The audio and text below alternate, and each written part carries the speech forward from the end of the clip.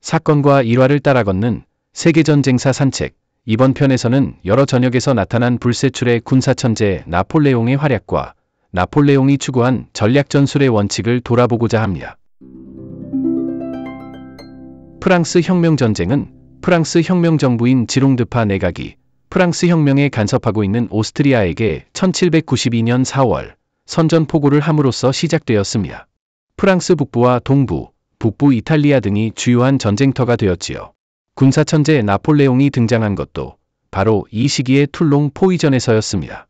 지중해를 통제하는 요충지인 툴롱의 해군기지를 장악한 왕당파의 반란군은 진압에 나선 혁명정부에 대항하기 위해서 영국과 스페인 해군을 끌어들였지요.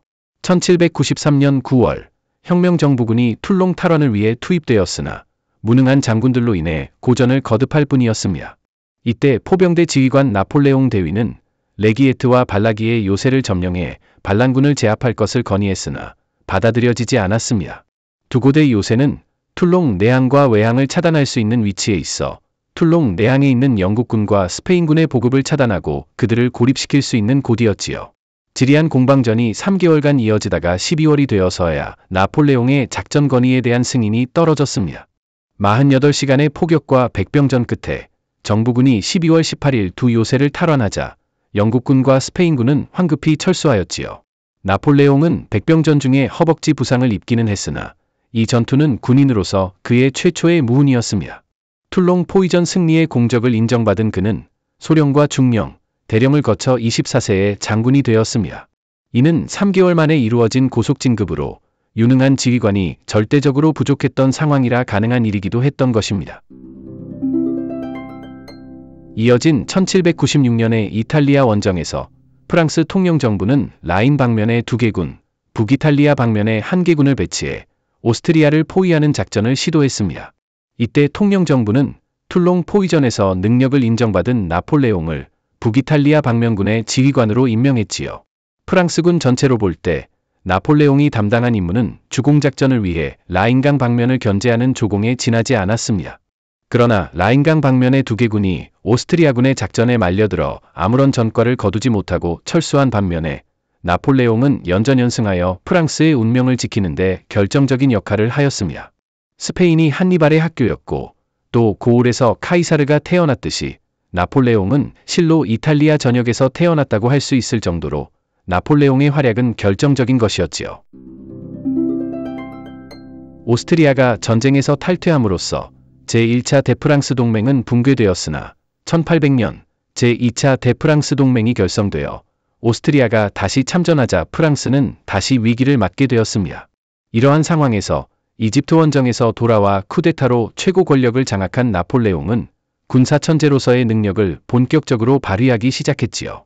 오스트리아만 격파하면 이탈리아는 저절로 무너질 것으로 생각한 나폴레옹은 오스트리아군에 대한 공격에 집중한 끝에 이탈리아 북부의 만투아 등지에서 오스트리아군을 대파했습니다. 이에 오스트리아군은 국경선 방어를 위한 병력 재편에 주력하여 나폴레옹과 동년배인 27세의 찰스 대공을 총사령관에 임명하고 약 5만 명의 병력을 배치하였습니다. 나폴레옹은 28일 만에 찰스 대공을 격파하였으며 제노아 해안에서 작전을 개시한 지 1년 만에 이탈리아와 오스트리아의 정복을 완료하여 자신의 위치를 확고부동하게 올려놓았습니다. 이후 오스트리아는 1801년 다시 전쟁에서 이탈하였고 홀로 전쟁을 수행하던 영국도 1802년 3월 아미행 조약에 응함으로써 프랑스 혁명전쟁은 일단 끝이 났습니다. 1800년 6월 14일의 마렝고 전투는 나폴레옹이 이끄는 프랑스군이 멜라스가 이끄는 오스트리아군을 격전 끝에 이탈리아에서 몰아낸 전투였습니다. 마렝고는 이탈리아 피에몬트주 알렉산드리아 근교 남동쪽에서 5km 떨어진 평원이지요. 나폴레옹은 이 전투에서 임기응변에 의해 승리의 묘수를 찾았으며 온 정력을 쏟아부어 전투를 승리로 이끄는 데 성공했습니다. 마렝고 전역은 처음부터 나폴레옹의 계획대로 이루어진 전쟁이 아니었으므로 나폴레옹이 주장하는 전쟁의 원칙과 작전의 원칙에 위반되는 사항이 많이 발견됩니다. 그러나 마렝고 전역 이외의 전역은 그의 전쟁 원칙 그대로 수행된 작전이었습니다. 그러나 사실 전략전술이라는 것도 근본적으로 지휘관에게는 하나의 참고사항에 지나지 않으며 이보다 앞서는 것은 승리에 대한 확신과 정열이라는 점을 마렝고 전역은 확인시켜 주었던 것입니다. 이어진 울름 전투는 전략적 우회기동의 교과서적인 전투였습니다. 또한 이 전투는 작전 계획이 원한 그대로 수행되었다는 점에서 의의가 있는 전투였습니다. 나폴레옹은 결정적인 지점이 프러시아 방향임을 간파하여 마렝고 전투 때 적용하지 못했던 전략적 우회기동에 의한 포위 작전을 성공시킨 것입니다. 그래서 이 전투는 실전에 적용된 나폴레옹 전략 전술의 교훈을 도출해 볼 수 있는 표본적 사례라고 할 수 있는 것이지요. 울름 전투에 투입된 프랑스군은 다른 어느 때보다 정예군이었습니다. 프랑스군의 우수성은 20만 명의 대병력이 하루에 평균 20km씩 행군을 계속하여 800km의 유럽 대륙을 횡단한 기동력을 보면 알 수 있습니다.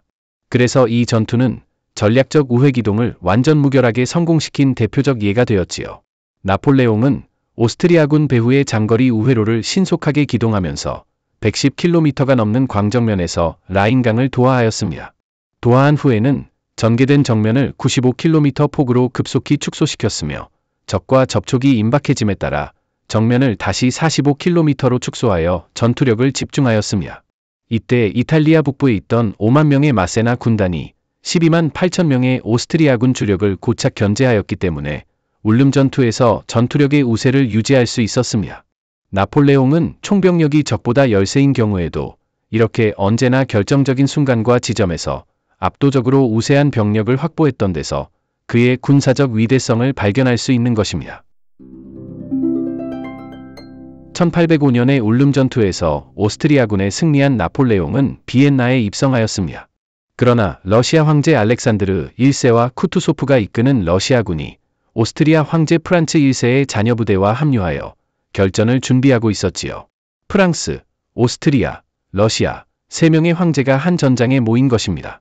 나폴레옹은 공격이 최선의 방책이라는 믿음으로 러시아군을 사냥하러 나섰습니다. 그러나 러시아와 오스트리아 동맹군은 교묘히 전투를 피하는 지연전술로 일관하였습니다.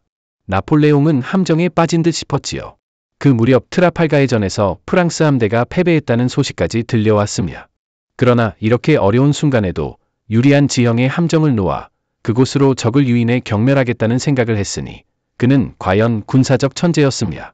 아우스터리츠 후방에서 적이 계속 증원되고 있다는 것을 간파한 나폴레옹은 아우스터리츠 전방에서 행군을 멈추고 병사들을 쉬게 하는 한편 적이 공격해 오도록 미끼를 던졌습니다.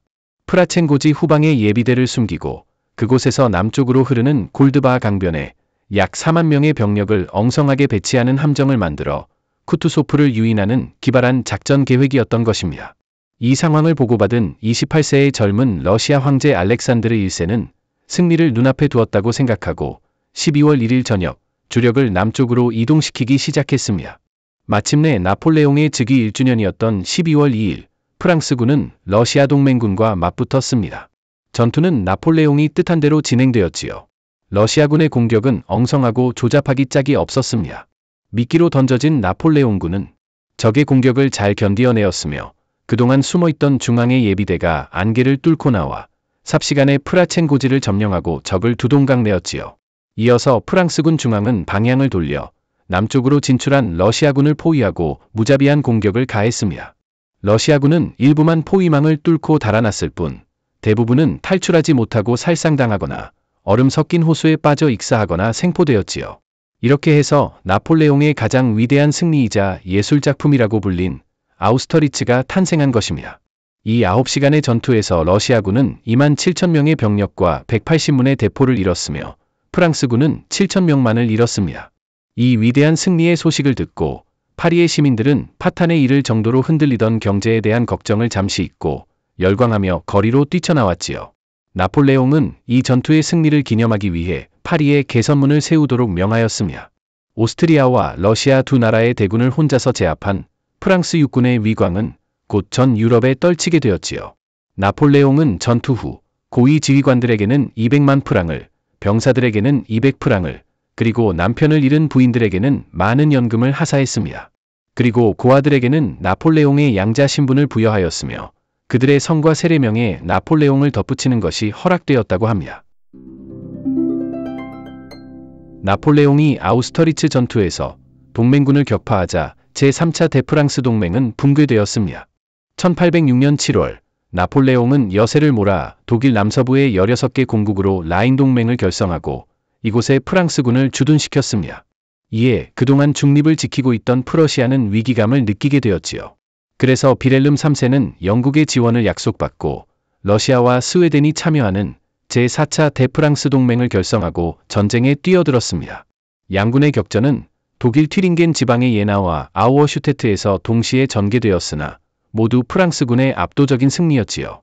나폴레옹은 두 전투에서 이긴 부대에게 휴식을 주지 않고 일부는 패주하는 적을 추격하게 하였으며 주력 부대는 자신이 이끌고 진격하여 10월 27일에 베를린을 점령하였습니다. 이후 프랑스군은 11월 후반까지 프러시아 전역을 제압하고 프러시아군을 괴멸시켰지요.